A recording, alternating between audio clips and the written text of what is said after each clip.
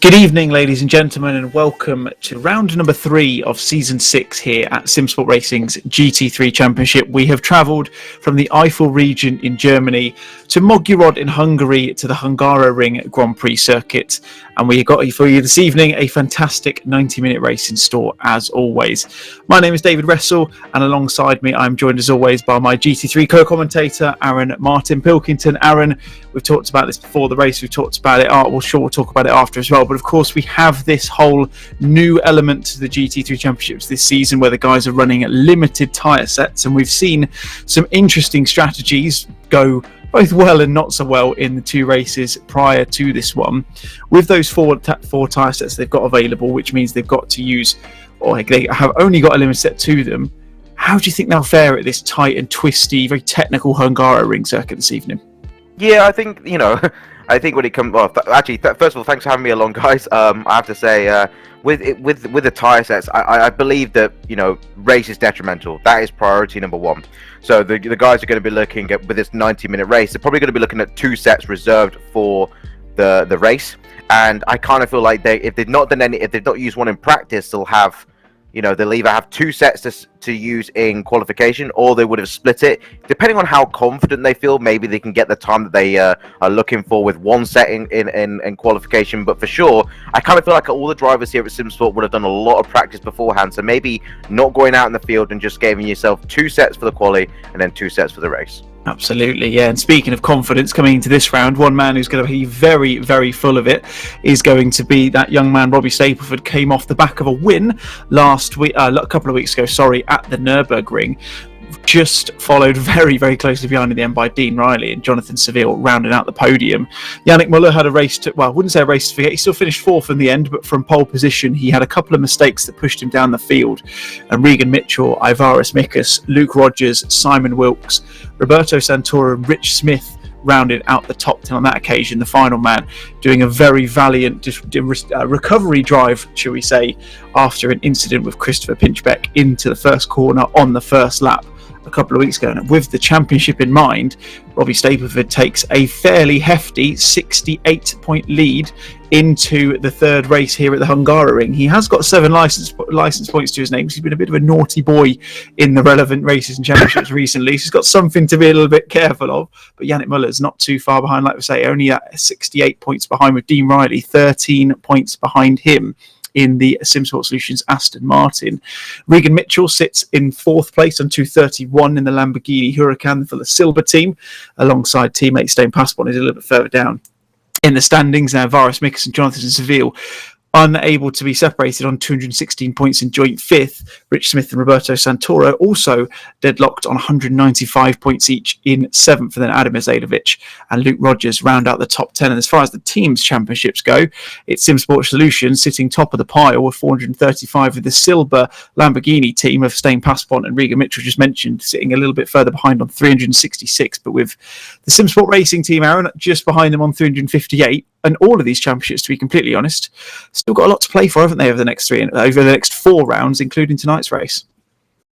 Yeah, no, you're absolutely spot on. You stole the words out of my mouth. I was going to say, Robbie Stapleford maybe 68 points ahead, but it's still all to play for. Yep, like you said, we've got 3 rounds after this round tonight, so 4 rounds including tonight. And Hungaroring is not the easiest of tracks. If Tim Fulbrook were here, he'd be asking me, how do I rate this track? It's actually one of my favorites, despite I think it's got kind of like a niche, a niche following. I don't think a lot of people really like Hungaroring, but I really do. I absolutely love it. And I think we're going to see some great action here tonight. Yeah, absolutely. Or despite the fact it's one of those races where, especially when you look at Formula One, not necessarily known for its overtaking, at least not anymore. It used to be, but I wouldn't think you'd necessarily say it's the same now. The cars have gone wider, but I think we always find, especially in these Simsport Championships, that overtaking is always on the agenda, and going down into turn 1 is going to be really one of those important areas. And of course, with such a long run down into the first corner, it's something that I'm sure the guys are going to be making the most of. Get that slipstream and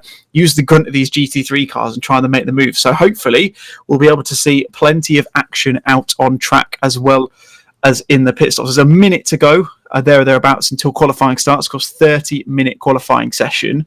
But Aaron, it's one of those, like you say, it's a technical track. It's not the easiest one in the world, but it is one of those. Do you feel that when you get the flow right, like you say, it's quite a rewarding track and one that can be can be quite a lot of fun, can't it? No, precisely. I believe that it's all about confidence, right? I feel like lap times and race etiquette and race quality all comes with confidence, and I kind of feel like Hungaroring, the brake markers are very clear cut. You don't really have to be worrying about where you're braking. It's very easy to know where you're braking, so the drivers can really put their emphasis on the overtaking and the racecraft instead of like, oh, I don't know where to brake. It's just one big grey area. It's not a Hungaroring, and I kind of feel like that's what we're going to see. That's going to really help that race quality that we're going to see tonight. Absolutely. And like we said before, this being round number 3 of 6, at the end of this evening, we'll be officially at the halfway point in this Simsport GT3 Championship season number 6.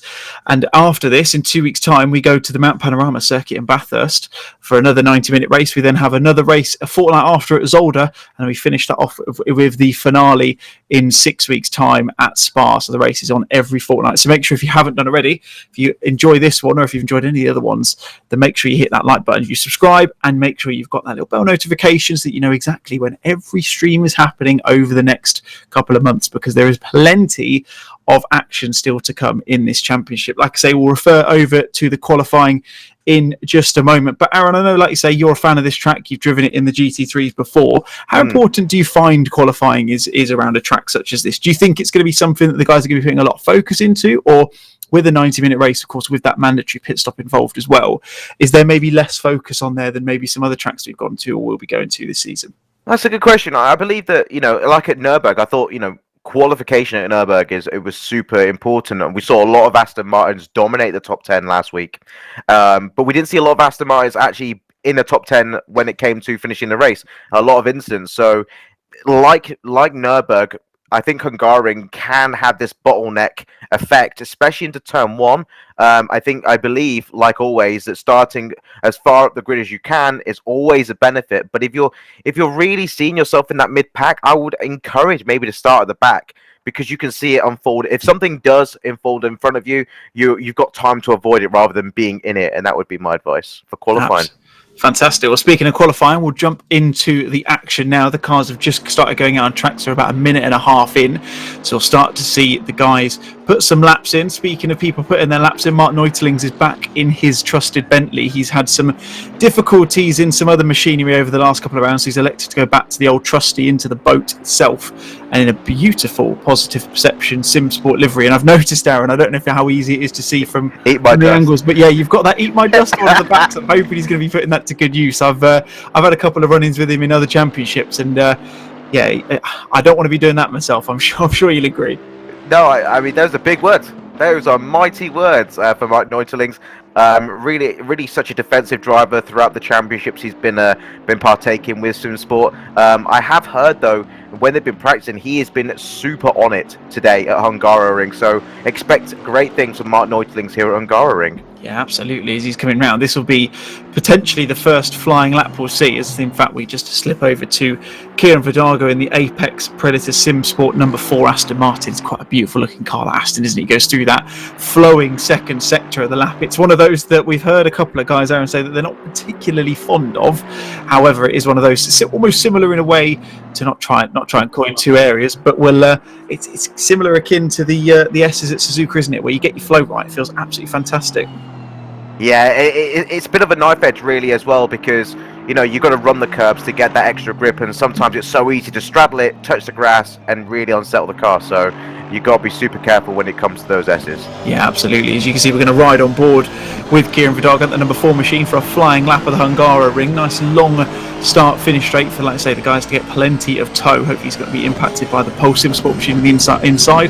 Breaking the 100-metre board, nice tight hairpin to kick things off, like I say, a prime spot for overtaking, and you can run a little bit onto the outside there and then get yourself set up for this sweeping left-hander into what is technically classed as turn 2.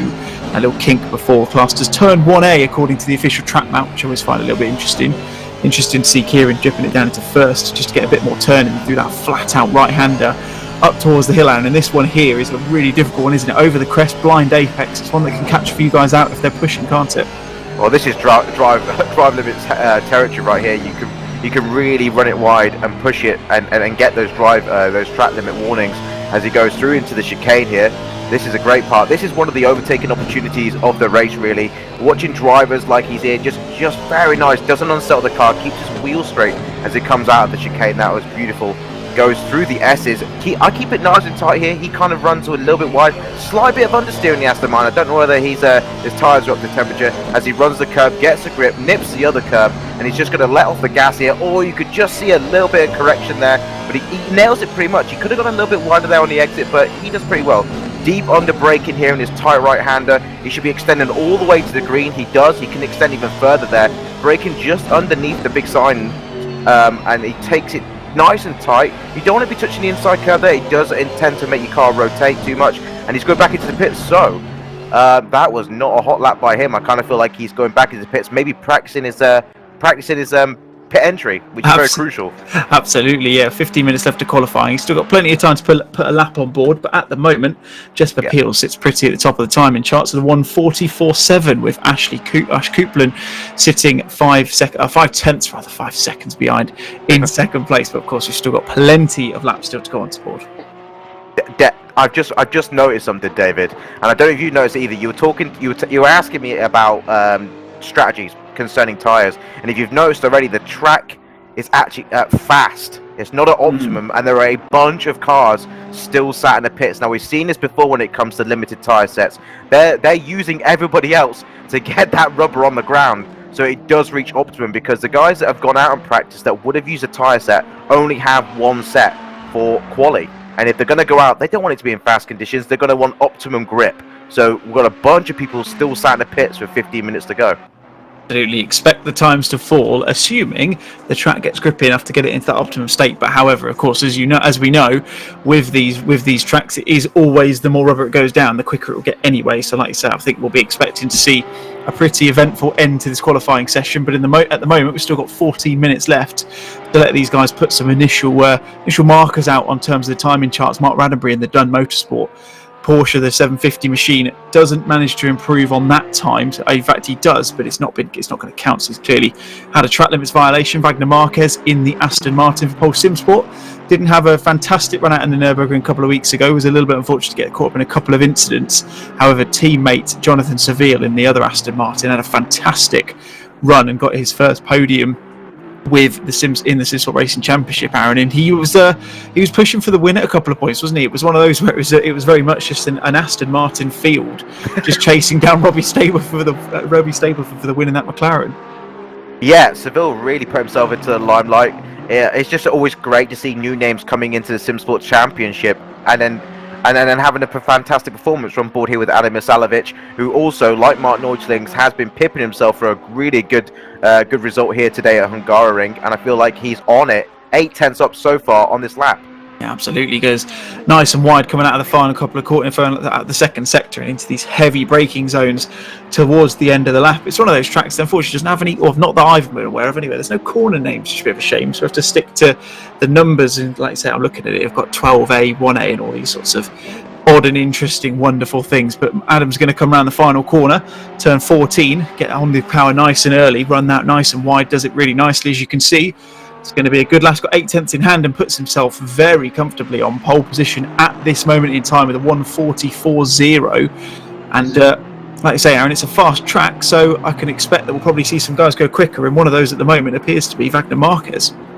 Yeah, I think he'll be looking to kind of keep with his teammate from his 𝗏𝗏𝗧𝗏's result back at Nurburgring. Kind of feel like Marquez, we've seen him in the GT4 Championship. He has definitely got the pace as he comes across the line here. Will he improve? He does. Whoa. Goes 12 thousandths of a second behind Ādams Misalovic. Very, very close, even in these conditions. Wow, what a great lap that was from Wagner Marquez. Got Marcus Hagel, of course, took a first podium with Simsport Racing, just like one of the Pole Simsport guys we talked about just a minute ago. He took his podium at Paul Ricard in the GT4s midweek. He was very pleased with that in the McLaren 650, in the McLaren 570, and comes across the line and puts himself up into fifth. He's still the best part of a second 𝗬𝗓𝗪𝗡 at the moment, and we know that Ferrari is going to be fairly rapid round here, and obviously the Audi's going to have some pace as well. And one of those people in the Audi, we talked about him very briefly at the top of the broadcast, and he's currently sat in pit lane now, and is Yannick Müller. Like we say, he really clutched defeat from the jaws of victory, didn't he, in the racing a couple of weeks ago? He was fairly comfortable to an extent, and then just made a couple of mistakes and just lost the victory from the lost it from being in a really good position. Yeah, he's got to find his feet. It's not the first time that he's been in this position. You know, he's definitely got the pace. Yannick Müller, choosing the Audi this season, wasn't so much of a favourite of a car last season, but it seems to be really popular amongst the drivers this season. As we're on board with, going on board with 𝗬𝗪𝗓𝗪𝗡, who is continuously improving his time.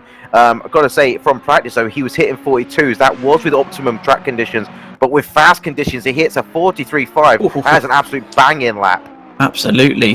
He's held his own beer and done a better job of it, hasn't he? That's incredible stuff from the treble one piston heads Ferrari. He's doing a fantastic job so far, and the guys are finding it difficult to light a candle to him. But we can see some of the so-called front runners are starting to come out. I can see 𝗏𝗏𝗏𝗏 out on track at the moment. I've been getting told to calm down from 𝗏𝗏𝗏𝗏𝗏, broadcast director, suggesting that some of the front runners are already out. I'm not going to name names, don't worry. But Yannick Müller, Regan Mitchell, Simon Wilkes, Kieran Vidago, 𝗏𝗏𝗏𝗏𝗏, all out at the moment. But Robbie Stapleford, championship leader, Aaron, still sitting there. I wonder if he's doing exactly what you've suggested and waiting for the track to improve as Jonathan Svill crossed the line. Does a 1:44.6, but doesn't look like it's going to count. Yeah, it's a real gamble sitting in the pits there for Stapleford. I think his saving grace really is that towards the 10-minute mark, a lot of the guys that were sat in the pits are now out on the track, and this is just going to help him. Maybe he'll sit in here for a couple of laps. I kind of feel like with GT3 cars, you don't need 4 laps to warm up the tyres. Maybe 1 and you're good to go. So I kind of feel like if a stretch, you can really leave it to the last 5 minutes to put a lap time in. But that's a gamble, and if it's a gamble he's willing to take with 60 points ahead clear at the top. Yeah, absolutely. And like I say, we saw he had confidence coming out of the race at the Nurburgring a couple of weeks ago. I could just see he's exited the pit lane, so he's going to be using the last 9 minutes to put in some lap times. I was just about to say, probably wants about 5 minutes to get a couple of laps in, put a banker in, and then try and improve on it. One man who's putting a flying lap in at the moment, in fact, he's not. He's going very, very slowly through the final corner, so he's clearly going to be winding up for a hot lap. Is this man, Yannick Müller, in the 1:43 Simsport Racing machine? We said at the top of the show, sitting at the top of the championship leader in the team's championship at the moment, but Yannick sitting a few positions down in the drivers' championship. But we'll be looking for a slightly less eventful run out, shall we say. Like I say, a couple of mistakes from him, despite having the pace to potentially take the win last round out at the Nurburgring. So he'll be hoping, Aaron, for a good qualification, and a good lap here is really going to set him up for a good race this evening, isn't it? Yeah, I think for the race, there's not a lot of places you can go wrong at Hungaroring, right? At Nurburgring, there's a lot of fast corners. Like, he lost it at Schumacher numerous times because at high speeds, the Audi can be quite unstable if you do not set up your car for certain corners. Seville going pole, though, that is a great job there. Just cut straight out the gates. He's been sat in the pit stop, the pits for the majority. He goes straight on. I think he's done for the moment. But I would love to know how many tyres he's got left. He's got one set or not, because if he's only got one set, those tyres will be going cold if he sits there on the exit of turn 1. Yeah, absolutely. I'm sure he'll be dropping back. In fact, he has gone back to pit lane, so he's potentially done for the qualifying session. We'll keep an eye on him and see whether he comes out. 𝗬𝗪𝗓𝗪𝗡 still out. The third and fourth drivers are Wagner Marquez and Marcus Hagle, 2 pole Simsport drivers, currently sitting in pit lane. So 𝗏𝗏𝗏𝗏𝗏, who are riding alongside in the Simsport Racing 43 machine. For whatever reason, the livery's not elected to appear, but I think the Aston Martin looks rather good in a carbon black livery as he follows one of the Ferraris. I think that's 𝗏𝗏𝗏𝗏𝗏 going into the final couple of corners. He's not going to want to stick behind this guy for too long. You see it's flashing the lights, and as a result, see there, Aaron, backing out of the lap. And it is one of those tracks, isn't it? It's not the longest track in the world, and it does mean there is some potential for some traffic. And Chris has got himself caught right up in that there. Yeah, I think that's a super smart play there by 𝗏𝗏𝗏𝗏𝗏. Not stopping on the final corner, he stopped a couple of corners. He's just going to find himself some space on track, and that's the most sensible thing to do, the most reasonable approach when you come to qualify. So I kind of feel like that was a very, very sensible play by 𝗏𝗏𝗏𝗏𝗏, who had a great qualifying at Nurburgring, and we want to see more of him in this qualifying, but also in the race. Yeah, absolutely. You see Robbie Stapleford going very wide through the middle sector of the lap, through that one of those street mountains, turn number 5 as he comes into the chicane. and just manages to go a little bit wide again. He's on the ragged edge at the moment. He's certainly not holding back in that McLaren 720S of the Zancho Simsport team, of course, brought up to them over the last few weeks. So congratulations to him. He's done a fantastic job so far. A second place at the Catalonia round 1 and a first place a couple of weeks away at the Nurburgring. And Aaron, I've just noticed optimum track. So those who are waiting, they've obviously been watching the broadcast and listen to your words of wisdom, because you can see now the track's got very busy just as the track started to improve as well. Yeah, they're going to have about 3 more laps, really, 3 or 4 more laps to really get their time down, which I think is enough for some of these drivers. So we're really going to see, I think, that the top of the timing table really change right now. Seville's on top. 𝗦𝗫𝗓𝗏 still there in second place. I have to say that great props to 𝗦𝗫𝗓𝗏. Stapleford coming in as he makes me eat my words. But I have to say, 𝗦𝗫𝗓𝗏, remember, his time was set in fast conditions. So it's going to be interesting to see what he can do in optimum conditions. Absolutely. You see Rich Smith there going a little bit wide out of turn 5, and as a result looks to back out of that lap. He's got one of the To The Stars machines in front of him. I think that's Rich Pixley just up the road in the one of the other Aston Martins. One of, should we say, a few Aston Martins. I know they're hoping that the balance of performance doesn't get changed ahead of Spa, because I know they'll be feeling pretty confident. We know how good the Aston Martin is around Spa, but Simon Wilkes currently sitting 10th on the grid, a second just over out as he just drops down to 11th. So someone's improved there. I think it's 𝗪𝗓𝗏𝗧𝗏𝗧 actually who's improved. He's got himself up into 5th place, and it is one of those again, Aaron. We're seeing the top 3 very close, a bit of a gap, but there seems to be pockets of what could be forming battles over the next 90-minute race, because although there's some gaps in there's quite a few people who've got some very, very similar lap times. Yeah, I mean, let's just look at the timing tower. I mean, 𝗏𝗏𝗏𝗏𝗏 sat in the 10th place. All from 1st to 10th is separated by 0.8 of a second. That's inevitably going to be coming down as the guys keep putting in the lap time, but that is really, really close here. Run with pitwall.live. Make sure you actually use this as well, guys, watching the stream, because it'll give you all the information you need, obviously apart from me and David's beautiful voice. But you know, please make sure you get this piece of software because it is amazing. Yeah, absolutely. You can still listen to our beautiful voice as well, of course.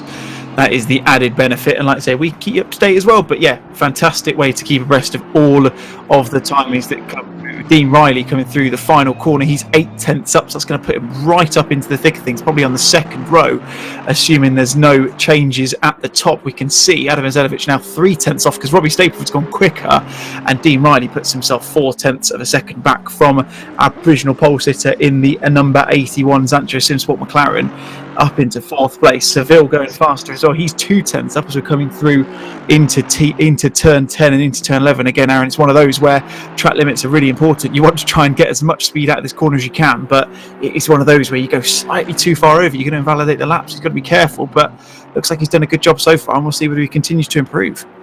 Yeah, it looked like he got a really good run there as well, out of turn 14. Deep on the brakes and ran all the way over on the green stuff, which is exactly where you want to be. Again, on that second to last corner, using all of it, and you just see the rear end just come out slightly as it comes out the last corner here, runs out wide. Is that too wide? It looks like he might have had to lift off there just to keep it on the curb. He goes into 2nd place, and that's a fantastic job by Seville. Absolutely improved, but not by enough, as you see Stijn Pasbont improving from 22nd up to 17th, 2 and a bit minutes, or best part of 3 minutes left in qualifying. Rich Smith crosses the line, goes 5th, and Jonathan Villiers, he's 1/10 of a second back off of current pole sitter Robbie Stapleford. 𝗦𝗫𝗓𝗏𝗏𝗏𝗏 still with that fantastic time, sitting 3rd as Ash Knight in the Slipstream Racing number 9 car, sitting in 9th place on the grid, comes through. He puts himself up into 5th place. Fantastic lap from that man. Had a fantastic job at the Nurburgring a couple of weeks ago as well. He's got Simon Wilkes just ahead of him, who hasn't yet continued to improve. He's down in 13th, so he's dropped a little bit further back. Marcus Hagel coming through the final sector. He's got about a 10th in hand at the moment. That's going to push him up, but you can see, look at the times changing, Aaron.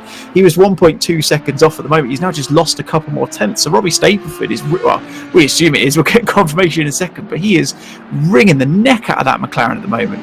Yeah, I mean, he's been on the practice server, I think, all week. In fairness, you can't do anything but commend the guy. If you're going to put the practice in, you know, they're going to be at the top of the timing tower. So it's a great job so far from Stapleford.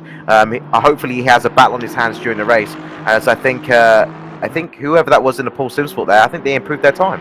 Yeah, absolutely. I think that was Marcus Hagley went up to 13th in the end, so he went from 17th to 13th, so he shifted himself up. Paul Lindsay coming through the final sector as you jump to current pole sitter Robbie Stapleford. He's got 3 tenths in hand still.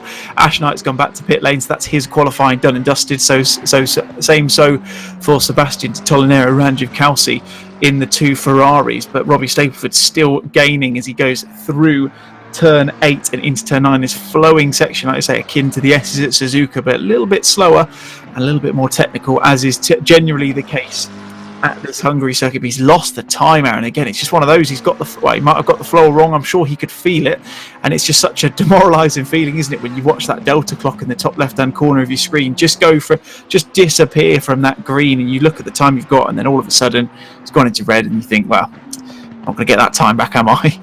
No, exactly. I think he's also set himself up for his last time. Obviously, remember, he'll be coming across the line with enough time to set another lap. We're on board here with 𝗬𝗏𝗏𝗏 in the 143 Simsport Audi.